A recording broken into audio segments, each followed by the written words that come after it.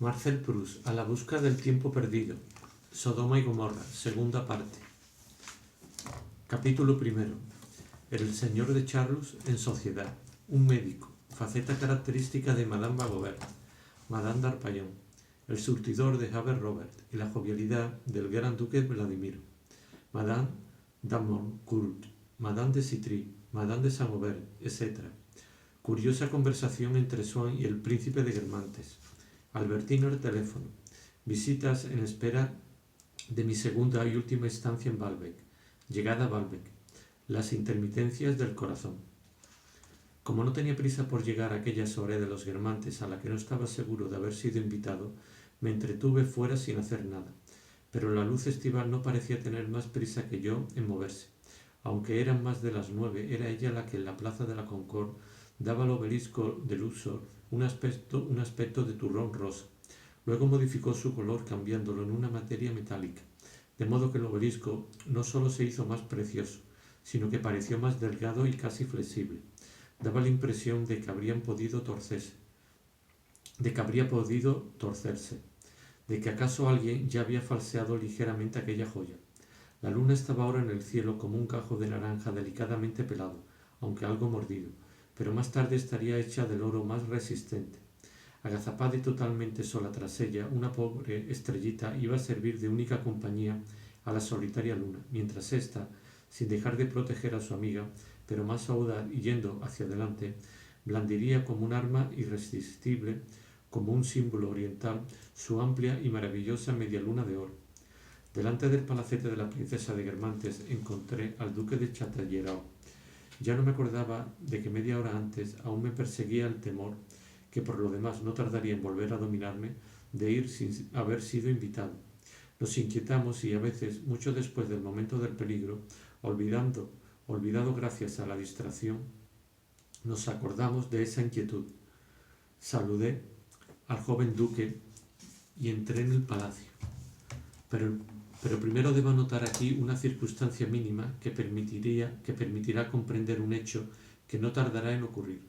Había una persona que, tanto aquella noche como las precedentes, pensaba mucho en el duque de Chatellerault, sin sospechar por lo demás quién era. Se trataba de Lugier, llamado en aquella época el aboyer de Madame de Guermantes. El señor de Chatellerault, lejos de ser uno de los íntimos de la princesa, aunque primo suyo, era recibido en su salón por primera vez. Sus padres, reñidos con ella desde hacía 10 años, se habían reconciliado 15 días antes y, obligados a estar ausentes de París esa noche, habían encargado a su hijo representarlo. Pero unos días antes el ujier de la princesa había encontrado en los Campos Elíseos a un joven que le había parecido encantador, pero cuya identidad no había conseguido establecer, y no porque el joven no se hubiese mostrado tan amable como generoso. Todos los favores que el ujier imaginaba que había de conceder a un caballero tan joven, fue él, por el contrario, quien los recibió. Pero Monsieur de Chatellerault era no menos timorato que imprudente, y absolutamente decidido a no revelar su incógnito cuando no conocía a la persona con la que trataba. Mucho mayor habría sido su miedo, aunque infundado, de haberlo sabido. Se había limitado al hacerse pasar por un inglés, y a todas las preguntas apasionadas del ujier, deseoso de volver a verse con una persona a la que debía tanto placer y tantas larguezas, el duque se había limitado a responder a lo largo de la Avenue Gabriel, I don't speak French. Aunque, a pesar de todo, debido al origen materno de su primo, el duque de Guermantes hiciese ostentación de no encontrar rastro alguno de Corbusier en el salón de la princesa de Guermantes-Bavière, el espíritu de iniciativa y la superioridad intelectual de esta dama se valoraba generalmente de acuerdo con una innovación que en ese círculo no se encontraba en ninguna otra parte. Después de la cena, y cualquiera que fuese la importancia de la reunión que había de seguir, los asientos en casa de la princesa de Guermantes se hallaban dispuestos formando pequeños grupos que, llegado al caso, se daban la espalda. La princesa daba muestras entonces de su sentido social yendo a sentarse como por preferencia en uno de ellos, pero no dudaba en elegir y atraer a determinado miembro de otro grupo. Si, por ejemplo, había hecho fijarse a Monsieur de Taille, quien naturalmente había asentido en el bonito cuello que tenía Madame de Villemeux, la cual, sentada en otro grupo, les daba la espalda. La princesa no dudaba la cual, sentada en otro grupo, les daba la espalda. La princesa no dudaba en levantar la voz. Madame de Villemur, Monsieur de Taille, como gran pintor que es, está admirando su cuello. Madame de Villemur captaba en la frase una invitación directa a la conversación. Con la destreza que da la costumbre de montar a caballo, hacía girar lentamente su silla en un arco de 3/4 de circunferencias y, sin molestar lo más mínimo a sus vecinos, quedaba casi frente por frente de la princesa. ¿No conoce a Monsieur de Taille?, preguntaba la dueña de la casa, que no se conformaba con la hábil y púdica conversión de su invitada. No le conozco, pero conozco sus obras, respondía Madame de Villemur en un tono respetuoso, insinuante y con un sentido de la oportunidad que muchos envidiaban, no sin distinguir al célebre pintor, a quien la interpelación no había bastado para presentarle de una manera formal un imperceptible saludo. Venga, señor de Taille, decía la princesa, quiero presentarle a Madame de Villemur. Esta ponía entonces tanto ingenio para hacer un sitio al autor del Rev como el que un momento antes había aplicado para volverse hacia él, y la princesa buscaba una silla para ella misma, porque en realidad, si había interpelado a Madame de Villemur, solo había sido por tener un pretexto y dejar el primer grupo, donde había pasado los 10 minutos reglamentarios, y conceder la misma duración de su presencia al segundo. Al cabo de 3/4 de hora, todos los grupos habían recibido su visita que, cada vez, parecían haber sido guiada sino por el azar y las predilecciones, pero cuyo objetivo principal era, ante todo, poner de relieve la naturalidad con que una gran dama sabe recibir. Mas ahora empezaban a llegar los invitados a la soirée, y la dueña de la casa se había sentado no lejos de la entrada, erguida y altiva, en su majestad casi regia, con los ojos llameantes por su propia incandescencia, entre dos altezas sin ninguna hermosura y la embajadora de España. Yo hacía cola detrás de varios invitados que habían llegado antes que yo. Tenía frente a mí a la princesa, cuya belleza no es desde luego el único recuerdo entre tantos otros de aquella fiesta, pero aquel rostro de la dueña de la casa era tan perfecto, estaba acuñado como una medalla tan espléndida, que para mí ha conservado una virtud conmemorativa. La princesa solía decir a sus invitados cuando se los encontraba días antes de una de sus soirées: vendrá usted, ¿verdad?, como si tuviese un vivo deseo de hablar con ellos. Pero como por el contrario no tenía que hablarles de nada, en cuanto los tenía delante se limitaba, sin levantarse, a interrumpir un instante su vana conversación con las dos altezas y la embajadora, y a dar las gracias diciendo: qué amable por venir, no porque considerase que el invitado había dado muestras de amabilidad viniendo, sino para subrayar la suya. Acto seguido, lanzándolo a la corriente, añadía: encontrará a Monsieur de Guermantes en la entrada de los jardines, de manera que fuese a saludarlo y la dejasen tranquila. Había algunos a los que ni siquiera decía nada, limitándose a mostrarles sus admirables ojos de ónice, como si solamente hubieran ido a una exposición de piedras preciosas. La primera persona en pasar antes que yo era el duque de Chatellerault. Teniendo que responder a todas las sonrisas, a todos los apretones de manos que le llegaban del salón, no había visto a Lugier, pero Lugier lo había reconocido desde el primer momento. Aquella identidad que tanto había deseado saber, iba a conocerla enseguida. Al preguntar a su inglés de la antevíspera qué nombre debía anunciar, el Lugier no solo estaba emocionado, sino que se consideraba indiscreto, indelicado. Le parecía que estaba a punto de revelar a todo el mundo, que sin embargo no sospecharía nada, un secreto que se sentía culpable de sorprender de aquella manera y de proclamar públicamente. Al oír la respuesta del invitado, el duque de Chatellerault se sintió turbado por tal orgullo que enmudeció un instante. El duque le miró, lo reconoció, se creyó perdido, mientras el criado, que se había sosegado y tenía suficientes conocimientos heráldicos para completar por sí mismo aquel apelativo demasiado modesto, gritaba con una energía profesional aterciopelada por una ternura íntima: Su Alteza Monseñor el Duque de Chatellerault. Pero ahora me tocaba a mí ser anunciado. Absorto en la contemplación de la dueña de la casa, que aún no me había visto, no había pensado en las funciones, para mí terribles, aunque de forma distinta que para Monsieur de Chatellerault, de aquel Lugier vestido de negro como un verdugo, rodeado de un tropel de criado con las libreas más alegres, robustos mocetones dispuestos apoderarse de un intruso y ponerlo en la puerta. El ujier me preguntó mi nombre. Se lo dije de forma tan maquinal como el condenado a muerte se deja atar al tajo. Acto seguido levantó majestuosamente la cabeza y, antes de que pudiese rogarle que me anunciase a media voz mirando por mi amor propio en caso de no estar invitado y por el de la princesa de Guermantes si lo estaba, gritó las sílabas inquietantes con una fuerza capaz de sacudir la bóveda del palacete.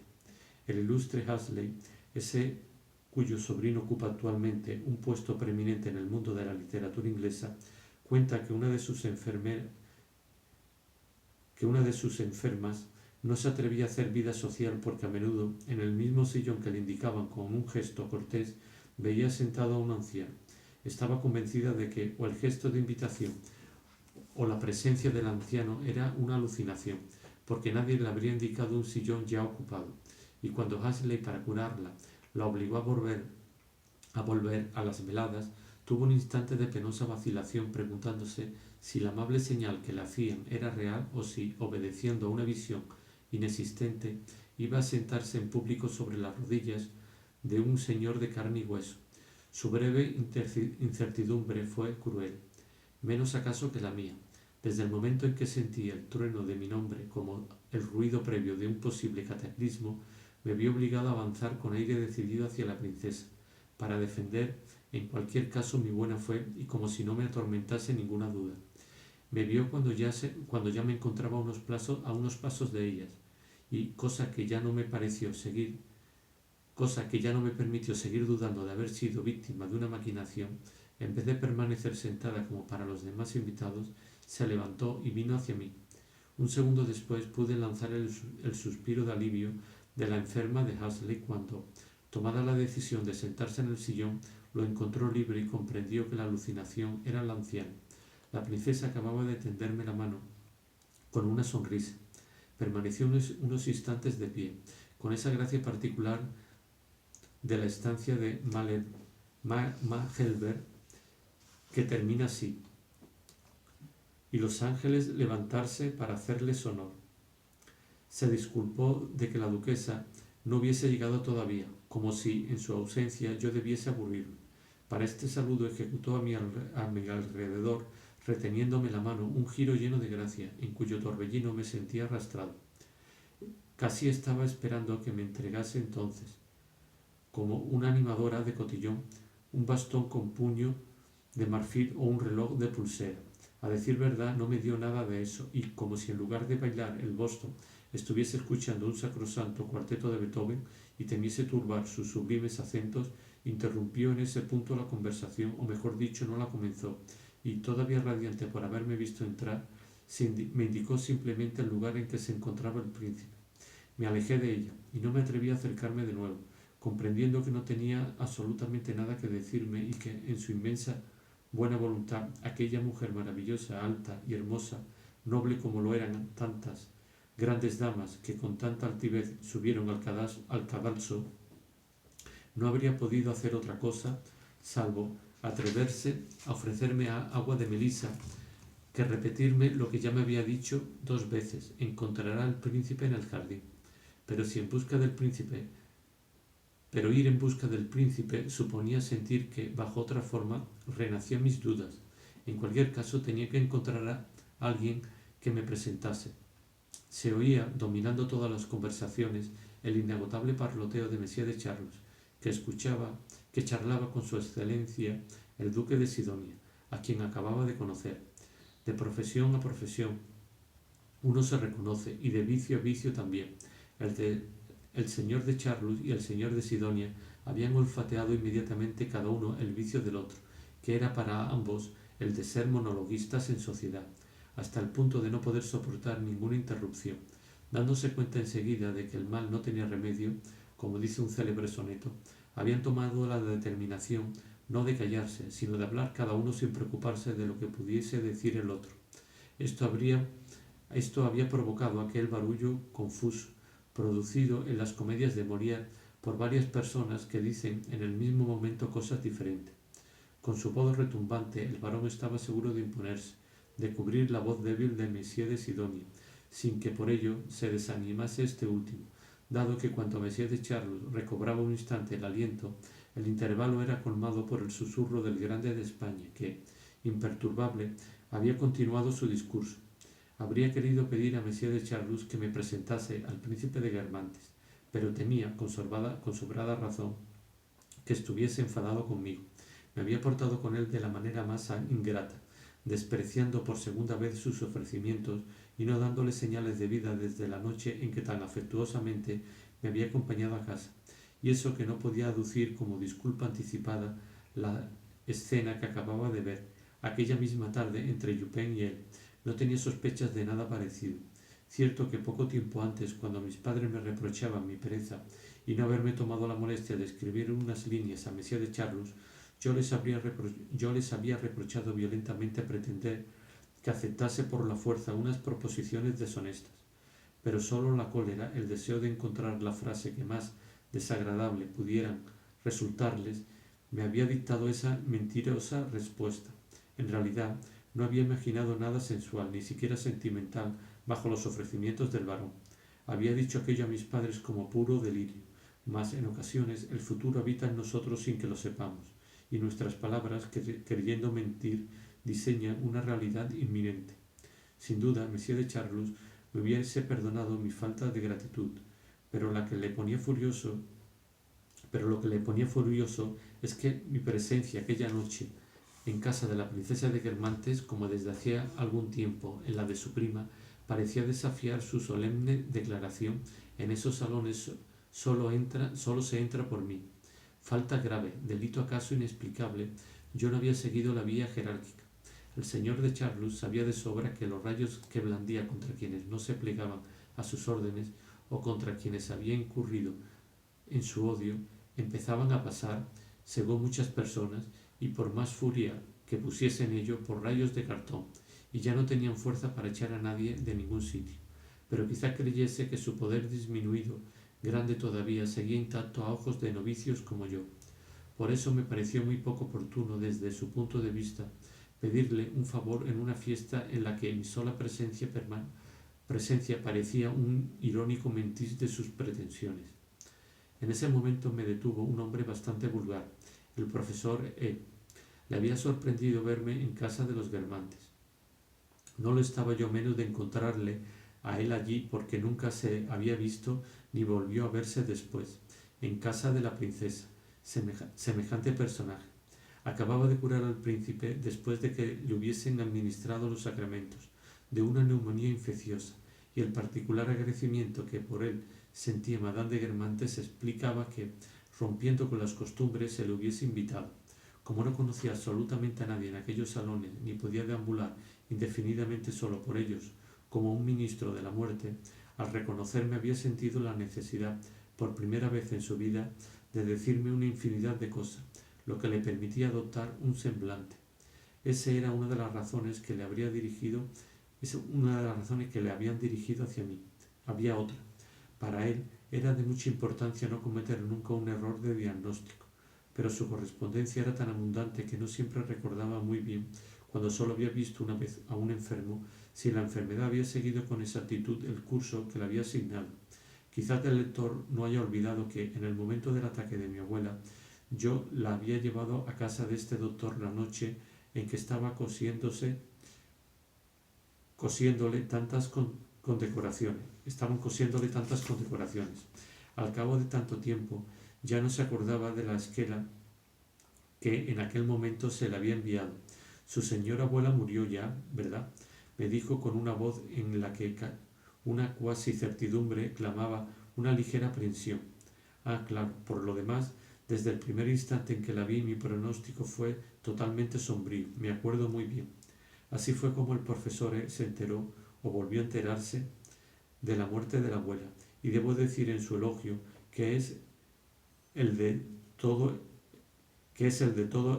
el cuerpo médico, que lo hizo sin manifestar, sin sentir quizá ninguna satisfacción. Los errores de los médicos son innumerables. Suelen pecar de optimismo en cuanto al régimen, de pesimismo en cuanto al desenlace. Vino en cantidad moderada no puede hacerle daño.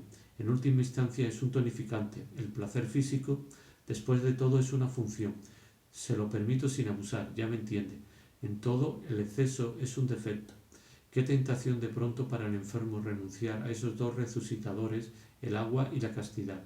En cambio, si se tiene algo en el corazón, un poco de albúmina, etc., los días están contados.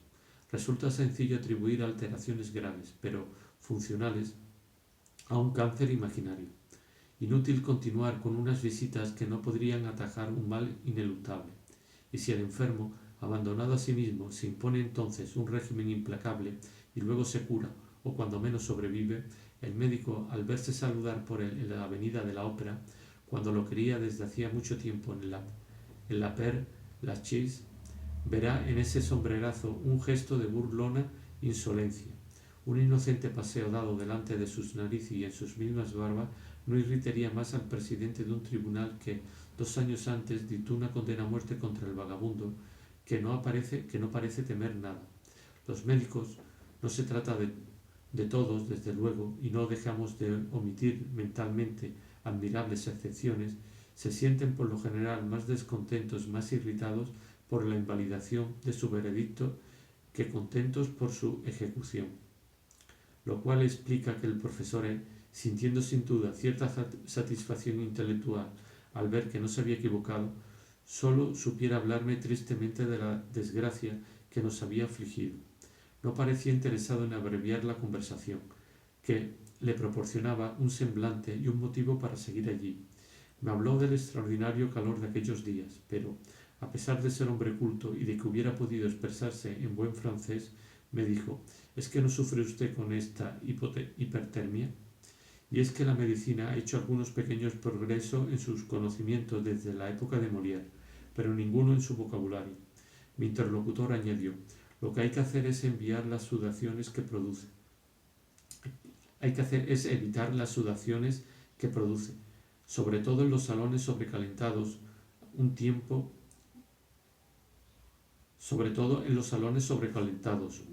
como este. Puede remediarlo si, cuando vuelva a casa, tiene ganas de beber con el calor, lo cual evidentemente quiere decir bebidas calientes. Debido a la forma en que había muerto la abuela, me interesaba el tema, y recientemente había leído un libro de un gran sabio que la transpiración era perjudicial para los riñones, ya que expulsaba por la piel lo que debía salir por otra parte. Lamentaba yo aquel tiempo de canícula en que había muerto la abuela y no estaba lejos de considerarlo culpable de su muerte. No le hablé de ello al doctor, pero él por sí mismo me dijo: la ventaja de este tiempo muy caliente, en que la transpiración resulta muy abundante, es que el riñón se alivia otro tanto. La medicina no es una ciencia exacta. Pegado a mí, el profesor no pedía otra cosa que no dejarme, mas yo acababa de ver, haciendo a la princesa de Guermantes grandes reverencias a derecha y a izquierda, después de haber retrocedido un paso, al marqués de Bagobert. Hacía poco que lo había conocido a través de M. de Norpois y esperaba encontrar en él alguien capaz de presentarme al dueño de la casa. Las proporciones de esta obra no me permiten explicar aquí, merced a qué incidentes de juventud. M. de Bagobert era uno de los poquísimos hombres de un mundo, quizás el único, que se hallaba, como se dice en Sodoma, en confidencias con M. de Charlos. Pero si nuestro ministro ante el rey Teodosio tenía alguno de los defectos mismos del varón, únicamente aparecían como un pálido reflejo. Solo bajo una forma infinitamente atenuada, sentimental y tonta presentaba aquellas alteraciones de simpatía y odio por las que el deseo de agradar, seguido del temor, igualmente imaginario, a ser, si no despreciado, al menos descubierto, hacía pasar al varón. Puestas en ridículo por una castidad, por un platonismo, a los que, como gran ambicioso, había sacrificado cualquier placer desde la edad de las oposiciones, por su nulidad intelectual sobre todo, estas alternancias se presentaban sin embargo en M. de Bagobert. Pero mientras en M. de Charlos las alabanzas inmoderadas eran entonadas con un verdadero alarde de elocuencia y sazonadas con las burlas más sutiles y mordaces, capaces de señalar a un hombre para siempre, en M. de Bagobert, en cambio, la simpatía venía expresada con la trivialidad de un hombre de tercer orden, de un hombre del gran mundo y de un funcionario, y los agravios, por regla general, inventados de principio a fin, como en el caso del barón, por una benevolencia sin tregua, pero sin ingenio, tanto más sorprendente cuanto que solía estar en contradicción con las palabras que el embajador había dicho 6 meses antes y repetiría quizás dentro de un tiempo. Regularidad en el cambio que daba una poesía casi astronómica a las diversas fases de la vida de Messier de Vaugoubert, aunque de no ser por esto, nadie hubiera hecho pensar menos que él en un astro. El saludo que me devolvió no tenía nada de lo que habría tenido el de Messier de Charlus. En aquel saludo Messier de Vaugoubert ponía, además de las 1000 gracias que creía propias del gran mundo y de la diplomacia, un aire desenvuelto, fogoso, sonriente, al fin de parecer, por un lado, encantado con la existencia, aunque interiormente rumiaba las desilusiones de una carrera sin ascenso y amenazada por la jubilación; por otro, joven, viril y encantador, mientras, sin atreverse siquiera a mirarlas en el espejo, veía las arrugas fijarse alrededor de un rostro que hubiera querido conservar lleno de seducciones. No es que hubiese deseado conquistas efectivas, cuya sola idea la aterrorizaba por el qué dirán, por el escándalo, por los chantajes. Habiendo pasado de un desenfreno casi infantil a la abstinencia absoluta desde el día en que pensó en el Quai d'Orsay y concibió aspiraciones a una gran carrera, parecía una fiera enjaulada que lanza en todas direcciones miradas que expresaban miedo, apetencia y estupidez. La suya era la de quien olvida que los pequeños granujas de su adolescencia ya no eran unos críos, y cuando un vendedor de periódico le gritaba en las narices «la presse», más aún que el deseo, se estremecía de espanto, creyéndose reconocido y descubierto. Pero, a falta de los placeres sacrificados a la ingratitud del Quai d'Orsay, Messier de Vaugoubert, y por eso habría deseado seguir gustando todavía, tenía bruscos arrebatos sentimentales. Solo Dios sabe con cuántas cartas abrumaba al ministro, qué argucias personales desplegaba, cuántos anticipos conseguía a cuenta de Madame de Vaugoubert, a quien por su corpulencia, su alto linaje, su aire masculino y sobre todo por la mediocridad del marido, se creía dotada de eminentes capacidades y que desempeñaba las auténticas funciones del ministro. Para conseguir que ingresase entre el personal de la legación, sin ninguna razón válida, un joven desprovisto de todo mérito. Verdad es que unos años después, a poco que el insignificante agregado pareciese, sin la sombra de una mala intención, haber dado muestras de frialdad hacia su superior, éste, creyéndose despreciado o traicionado, ponía el mismo ardor histérico en castigarlo como antes en favorecerlo. Removía cielo y tierra para que lo trasladase, y al director de asuntos políticos recibía todos los días una carta. ¿A qué espera para librarme de este granuja? Métale en vereda por su propio bien, porque lo que está necesitando es pasar las moradas. De ahí que el puesto de agregado ante el rey Teodosio fuese poco agradable, pero en todo lo demás, gracias a su perfecto sentido común de hombre de mundo, Messier de Vaugoubert era uno de los mejores agentes del gobierno francés en el extranjero. Cuando más tarde un hombre supuestamente superior, jacobino, experto en todos los campos, le sustituyó, no tardó en estallar la guerra entre Francia y el país en que reinaba ese rey. Como Messier de Charlus, a Messier de Vaugoubert no le gustaba ser el primero en saludar. Uno y otro preferían responder, siempre temerosos de las habladurías que la persona a la que, de otro modo, hubiese tendido la mano, había podido oír de ellos desde que no se habían visto. En mi caso, Messier de Vaugoubert no tuvo que plantearse ese problema, porque yo había sido el primero en ir a saludarle, aunque solo fuese por la diferencia de edad.